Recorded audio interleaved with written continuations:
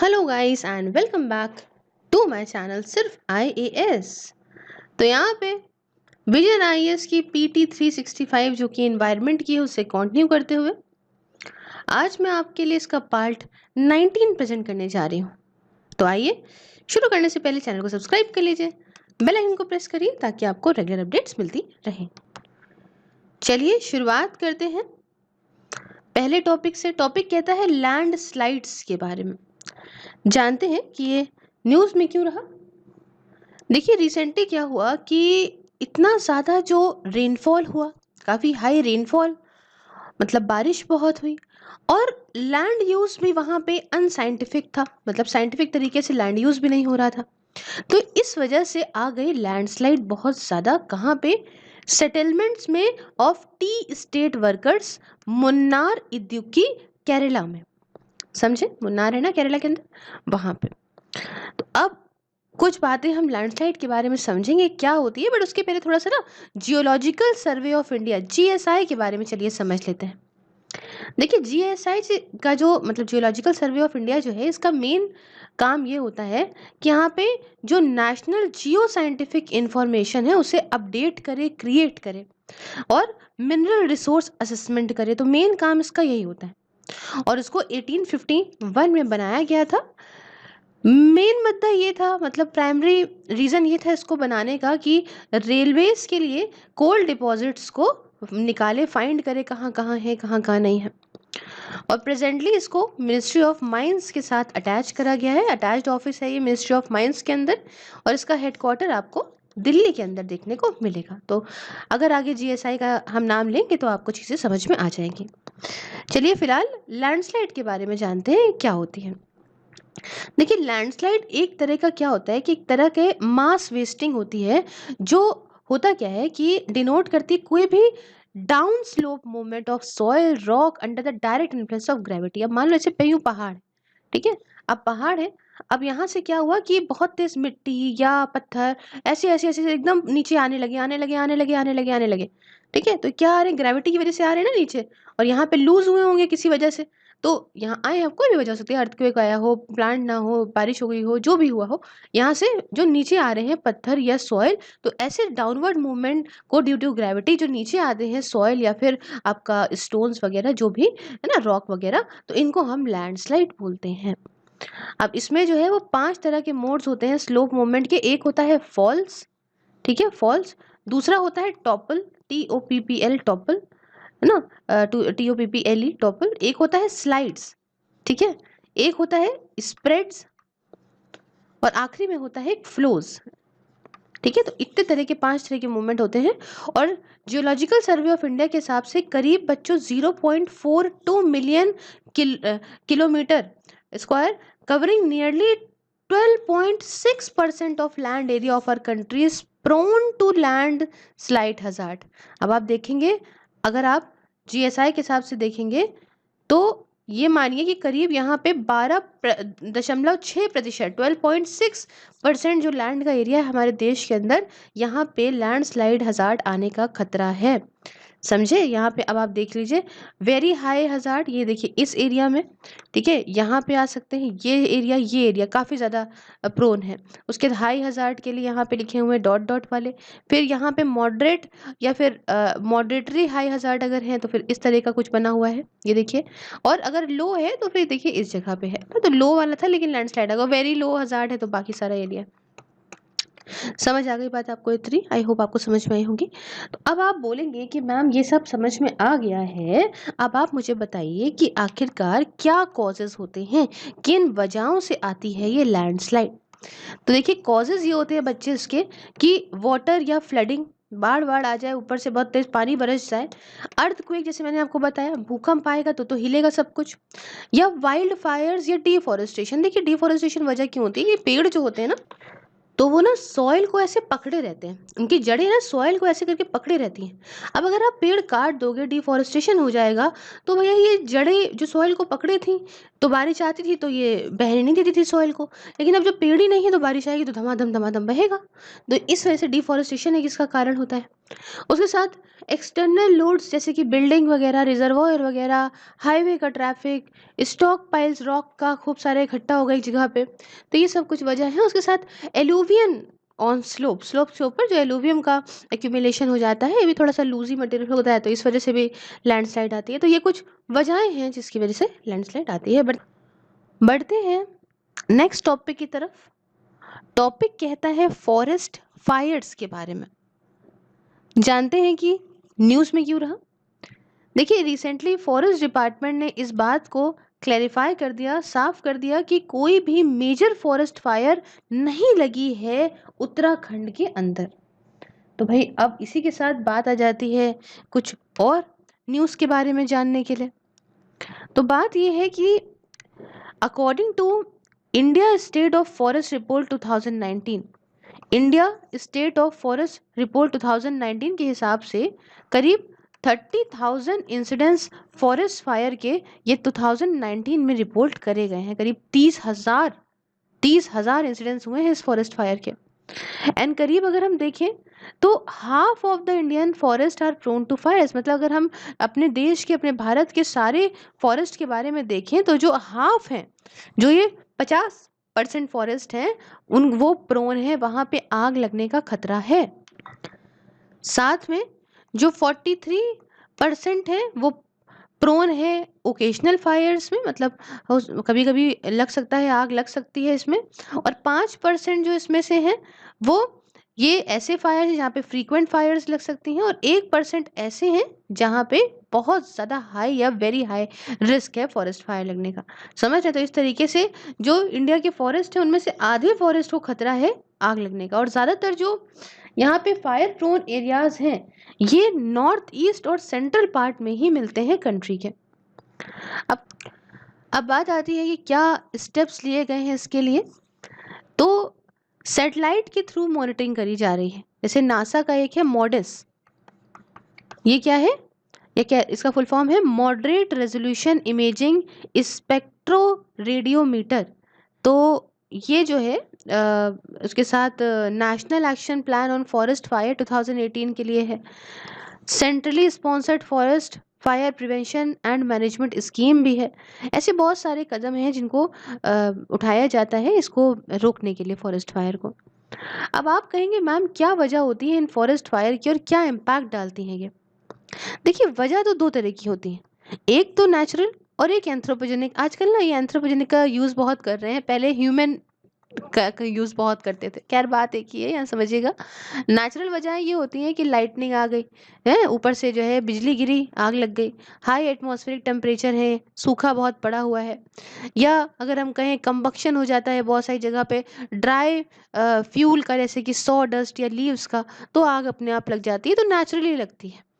अब एंथ्रोपोजेनिक ये है कि भाई शिफ्टिंग कल्टीवेशन, उसमें क्या है भैया, वो लोग झूमिंग कल्टीवेशन में आग लगा देते हैं ना, तो कुछ सोचे समझे बिना अपना आग लगाया, आगे बढ़ते चले, वो आग लंबी हो गई। या फायर्स का यूज़ करते हैं विलेजर्स वाइल्ड एनिमल्स को दूर रखने के लिए, है ना। तो ये सारी वजहें कुछ होती हैं जो ह्यूमंस इंड्यूस होती हैं। इम्पैक्ट क्या पड़ता है? देखिए, मेन तो ये है कि चाहे वो प्लांट हो, चाहे वो एनिमल हो, फ्लोरा फोना, दोनों ही का लॉस होता है, दोनों ही की ज़िंदगियां ख़त्म हो जाती हैं। साथ में एयर पोल्यूशन बहुत होता है, वाटर पोल्यूशन बहुत होता है, जो वीड्स हैं इनका स्प्रेड बढ़ जाता है ना। वीड जानते हैं ना, ऊपर जैसे ऐसे उगी होती है। सॉइल इरोजन, रीजनरेशन का लॉस, लैंडस्लाइड वगैरह काफ़ी हो जाती हैं। तो ये सारी की सारी जो है दिक्कतें देखने को मिलती हैं फॉरेस्ट फायर की वजह से।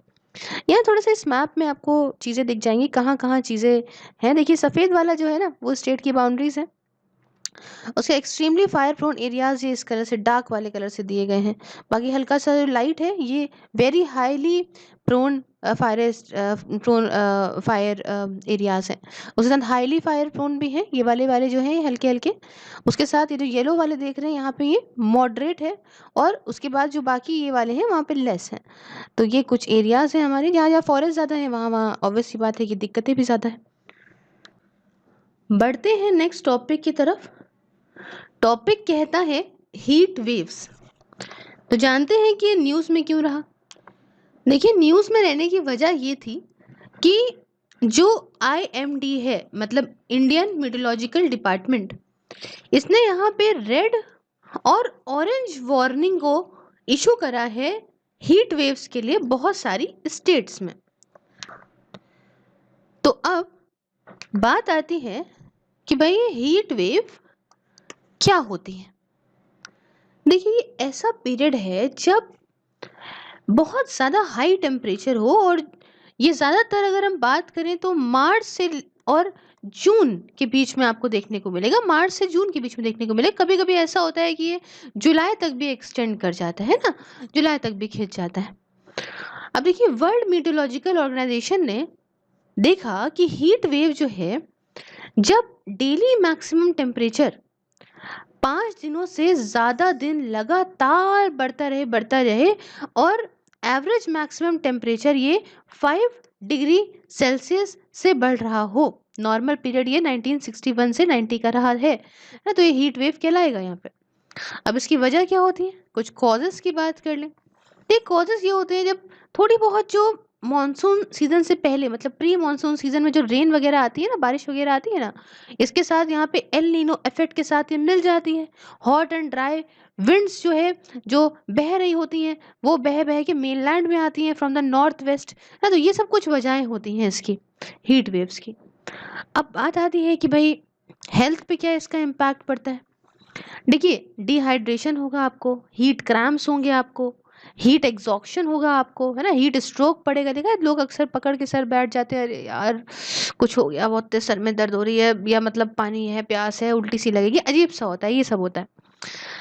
अब देखिए यही इंडियन मीटरोलॉजिकल डिपार्टमेंट ने इशू करा है कलर कोडेड वार्निंग्स को, है ना, डिपेंड करता है कितनी हीट वेव की इंटेंसिटी है, और उस बेसिस पे यहाँ पे कलर कोडिंग करी गई है।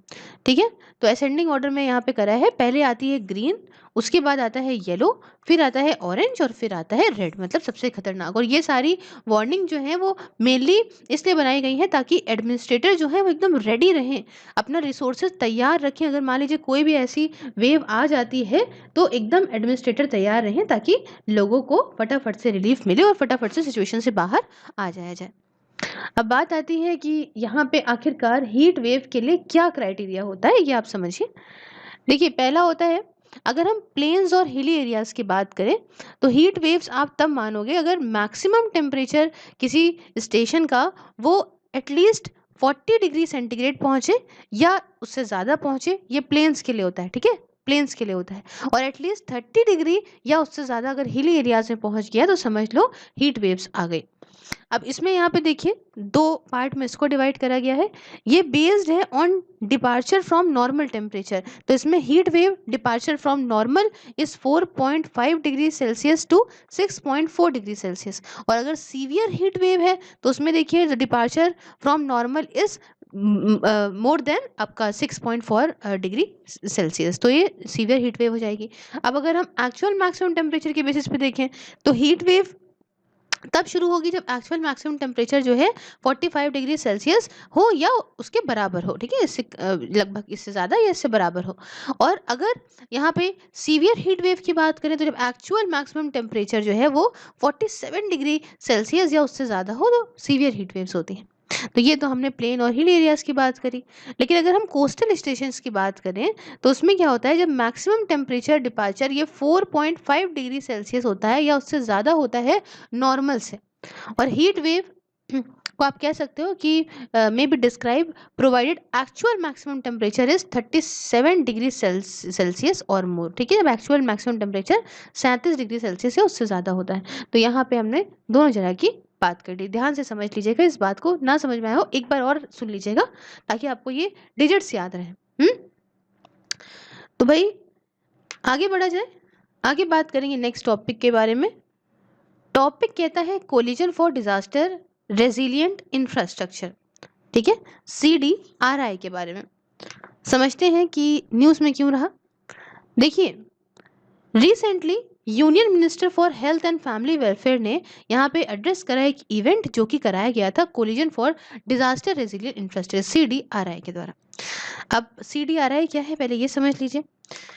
देखिए, ये एक multi stakeholders global partnership है, मतलब इसके अंदर कई सारे स्टेक होल्डर्स हैं, पूरे वर्ल्ड की पार्टनरशिप है ये, नेशनल गवर्नमेंट्स की, इसमें यूनाइटेड नेशन एजेंसीज और प्रोग्राम्स की, मल्टीलेटरल डेवलपमेंट बैंक्स हैं, फाइनेंसिंग मैकेनिज्म्स हैं, प्राइवेट सेक्टर और एकेडमिक और नॉलेज इंस्टीट्यूशंस हैं, सब लोग हैं इसके अंदर।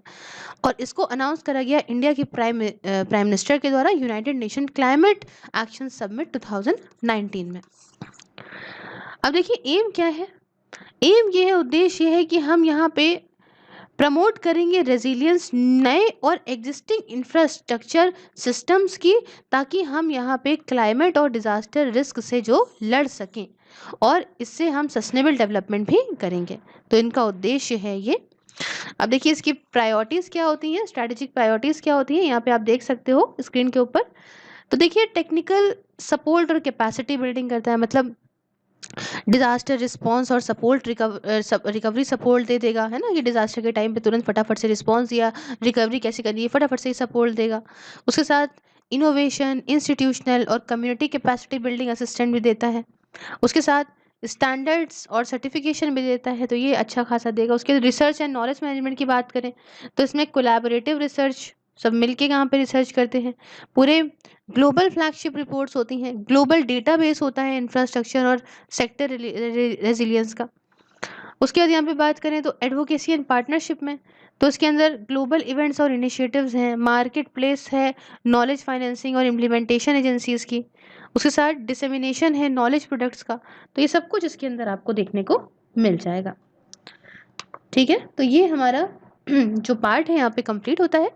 If you like the video, please like the video, share it with your friends, subscribe your channel Sirf IAS, and if you want to follow me on any of the social media platform, link is in the description. Along with this, you can watch these videos on Facebook also, just like the page Sirf IAS. And also, if you want to join my membership and enjoy the various perks, just press the join button and enjoy the various perks. Thank you so much for discussion. Have a wonderful day. Take care.